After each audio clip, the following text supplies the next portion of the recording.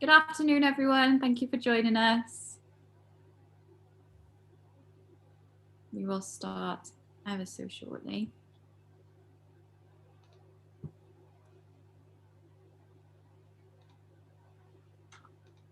So good afternoon, everyone. Chloe here from the Great British Entrepreneur Awards. Welcome to our 2021 Finalist Announcement Workshops in partnership with Funding Options. Thank you for joining us today. This is our last session of the day where we'll be announcing our Young Entrepreneur of the Year finalists for 2021. This has been a record-breaking year for the Great British Entrepreneur Awards with over 4,800 applications received this year. And before we go on to announce the shortlist, we are joined today by Kieran Aitken, founder of Orbit Enterprise Education.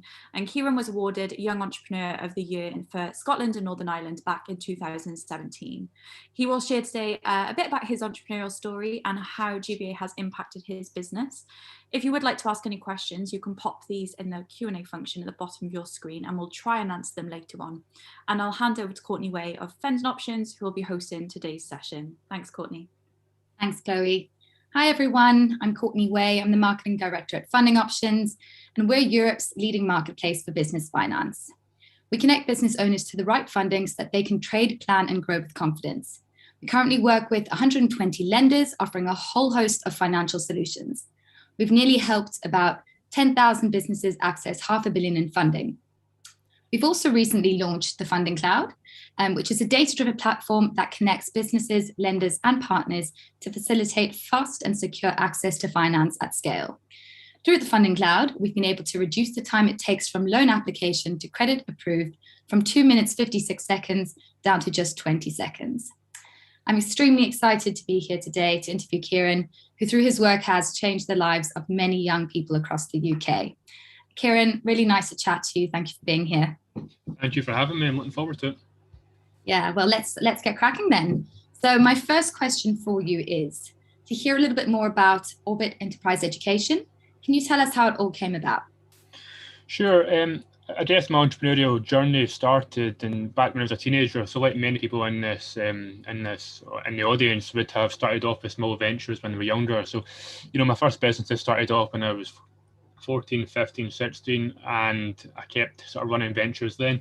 And I came when I was 18 to sort of realise that there's an opportunity to help young people to not just leave school, go to university and take the traditional route.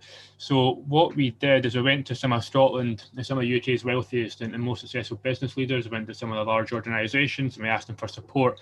And we created Orbit, which is a social enterprise which helps young people, our school students aged between 16 to 19 to launch their own businesses, to even develop AI programs now to get into cybersecurity. We teach them ethical hacking and teach them skills which are going to actually be relevant in the future, not skills that were relevant 50 years ago, So Orbit started off 2015 and we've helped over 500 people through the programs now. We've worked across the UK. Obviously, the past year or two, we've had to stop a little bit because of Mr. Rona or Mrs. Rona, if you want to say it. So that's been difficult, but it's been an exciting journey so far. Amazing. Thank you for that. Yeah, it's such an interesting organisation. I bet starting at such a young age as well, trying to understand and make the right connections and the right decisions around funding must have been challenging at times. In terms of your funding journey, what was that like? Sure. So over the businesses that I've had a few now, and all of them have had different needs. So the very first business I had was just my own money. With Orbit, it was grant funding from some of the individuals that we had support from, and it moved on to, we're incorporated as a social enterprise, so we can't go out and raise share capital or equity capital, so I can't go out and share 50% of the company because there is no percentage of the company, there is no ownership. So we had to go for grant funding, go for loan funding, and be creative with how we raised finance. So for example, if we had we would give out for a student to be on a program, they would pay over the course of 3 years, but we would go out and we would raise that money up front off the back of the contract. So we would be creative with how we raise money. So that's how we did it for Orbit. For the other companies that have been in, a lot of it has been reinvesting the proceeds back into the business. It's not the fastest way to grow, but it's certainly there. And debt funding as well. We've used that in quite a few ventures. So amazing, good to hear. Thank you. I have a feeling I know your answer to this question, but in your opinion, how important is it that we celebrate young entrepreneurs who are at a much earlier stage in their journey? Yeah, I definitely think it's important. I mean, winning the award back in 2017 was a confidence boost in many regards because, I'm sure a lot of people in the audience will relate. But when you're in networking meetings and you're going to different functions and things, and you're very often the youngest person there, you feel quite inexperienced, you're not quite sure what to do, and these can be issues. So it is a confidence boost, and it also gives you some credibility. So when other people are dealing with you, you've brought something, I guess, behind you. So it definitely helps with that. In terms of supporting young entrepreneurs, I mean, I think there is a lot of opportunities out there for them now, and there's plenty of support out there for them. I would say that the two groups, or the three groups that have most of the government support would be women entrepreneurs, Black and ethnic minority entrepreneurs, and young entrepreneurs. So there is plenty of government-backed support out there for us, and it's just up to you to make the most of it, I guess. Yeah, absolutely. You've just sort of touched on it really, but for you, what was winning the Great British Entrepreneur Awards? What has it done for you in your business? Sure, I think, being part of the network of the Great British Entrepreneur Awards is something quite special because the speakers that they have every year, all the talent that they have in their network, and the high profile people that the team have been very successful in getting behind them is quite amazing. So being in that network is something that's very important. Even if you don't win the award tonight, if you do win the award, whatever, go to the networking events that they do. Keep involved with the team because there's some amazing opportunities in there. So that's useful, and of course the award is useful as well. It gives you some credibility, it gives you a confidence boost, and it's a nice sort of reward for hard work. Yeah, absolutely. I said this earlier, I do think it's sort of that extra stamp of approval, that credibility, that extra boost that someone that's been working so hard on their own venture really needs and deserves as well. One more question from me for you, Kieran. If you had sort of, what's your biggest sort of lesson or learning that you can pass on to other young entrepreneurs? There's lots. I don't have any one general, cliche, here's my words of wisdom sort of stuff. I don't have any of that. I've just got things that I've learned, through experience. There's a lot of things, so I'll go through some of them very quickly. You're going to try a lot of different things. It's best to focus on one or two things and do them well, as opposed to doing a lot of different things. I feel victim to that. If too many things going on at one time, you get burned out and things fall apart.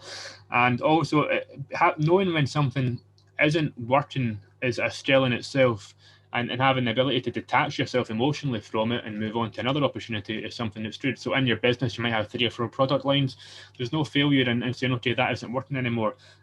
So let's get rid of it. And there's plenty of things that I would say validate your business, validate that it can sell to customers, and also that it can scale. There's 2 factors in that. You might be able to sell something to a few people, but not scale it over over a lot of people. And I think it's to figure out. It's also when you're young. This is harder, but figuring out who you are and what your values are. That sounds cliche in today's sort of world. I guess people always say your values and all this sort of stuff, but there is an importance to it, because when you find out what you're about, you can broadcast that to the world in a way, and you attract other people that have similar values for employees, for customers. And I'm not talking about a law of attraction or any of that sort of stuff. I'm just talking about if you are something, you tend to attract other people want to be around you, because you're the same, you have the same traits. So find out who you are, and then you can choose the customers that also match those values. Amazing. Thank you so much for that. Sell and scale. I like that. Very good. We have a question from Keely Parsons. She's asked, what opportunities have you found through the GBEA awards? Yeah, there's certainly been a lot. I think the exposure that we got in 2017 was very useful, because it was on Twitter, it was on Facebook, etc. And that can be useful for growing your network and getting exposed to people that should be influential to you, which did happen. We did meet people that were very useful to us. Also putting that on your LinkedIn profile, and I mean, you know, yeah, putting it on LinkedIn profile, maybe at the bottom of email footers on your website, etc. Things like this help customers, anyone that's dealing with you, to see that bit of stamp of approval, I guess, from an organisation like yourselves. And I was going to say something else there. Yeah, the networking as well. I've met plenty of people. I won't go through the list of names, but there's been a lot of fantastic people that I've met through this that have been very useful, and that hopefully have been useful to them. So yeah. Yeah, it is such a wonderful growing community as well. We're also very, very happy to be a part of it and have been for a few years, and look forward to being for the years to come as well. So thanks, Kieran, so much. It was really great to chat to you and to learn more about your business. Very, very impressive stuff. Keep on going. Keep on going. Over to you, Chloe. Thank you very much. Thank you, Courtney and Kieran. And we will now share the announcement video for Young Entrepreneur of the Year 2021.